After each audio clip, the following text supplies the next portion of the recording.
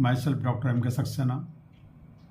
आज की इस वीडियोज़ में सभी डेयरी फार्मर्स का, ब्रीडर्स का,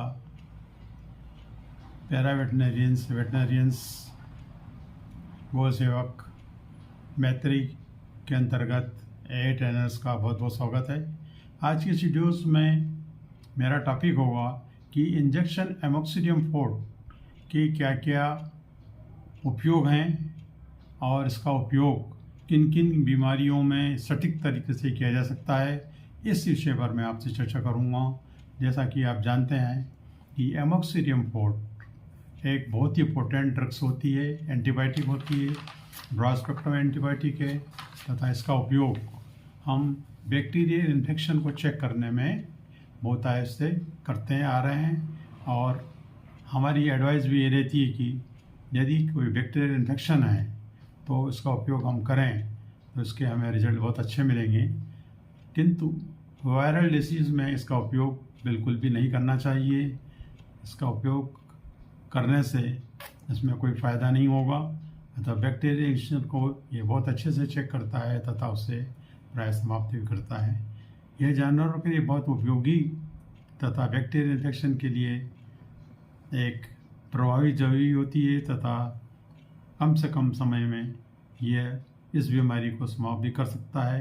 तथा यह भी देखा गया है कि इसके कई प्रकार के जो लक्षण हमें बीमारी में दिखते हैं, यदि हम उनका उपयोग इस ड्रग को करने में करें तो इन बीमारियों को हम जड़ से समाप्त कर सकते हैं या कम कर सकते हैं, जिसमें मुख्य रूप से श्वास, रेस्पिरेटरी इन्फेक्शन में सांस में तकलीफ है, निमोनिया है, खांसी है, सर्दी है या कफ आ रहा है, कफ में खून आ रहा है या टीबी है, उसमें यदि हम इसका उपयोग करते हैं तो हमें बहुत अच्छे इसके रिजल्ट मिलेंगे।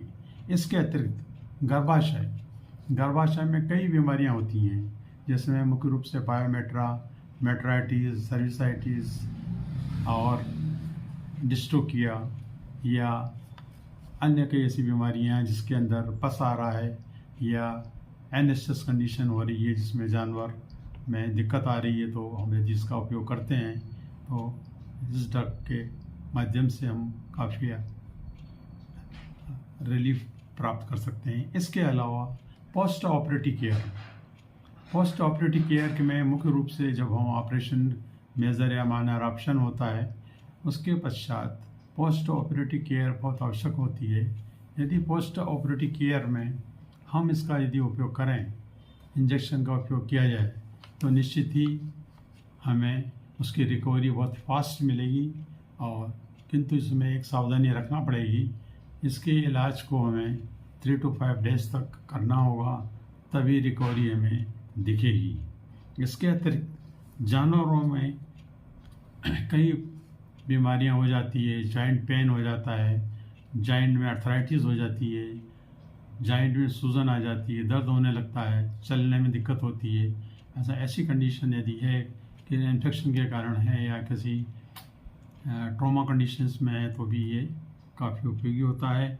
इसके अतिरिक्त मैस्टाइटिस, थनैला रोग, अधिकतर ऐसे हाई बिल्डर्स एनिमल जिनमें थनैला रोग होता है तो उसमें भी यदि दूध में खून आना, थन का पक जाना, थन में पस पड़ जाना, थन में सूजन आ जाना या उनमें हाथ लगाने पर दर्द होना, ऐसी स्थिति यदि निर्मित होती है तो उसमें भी यदि हम इसको दिया जाए इंट्रामेमरी इन्फ्यूज़न के माध्यम से यदि हम इन्हें देते हैं तो निश्चित ही हमें इसमें भी काफ़ी अच्छे रिजल्ट मिलेंगे। इसके अलावा भी कई ऐसी बीमारियां हैं जिसमें चमड़ी के रोग, दर्द होता है या सूजन आ जाती है, लाल लाल चकत्ते हो जाते हैं, दांत खात खुजली हो जाती है या एलर्जी कंडीशन हो जाती है, उसमें भी सोरोसिस हो जाता है या एलोपेशिया हो जाता है, उसमें भी यदि हम इसको यूज़ करते हैं तो उसका भी हमें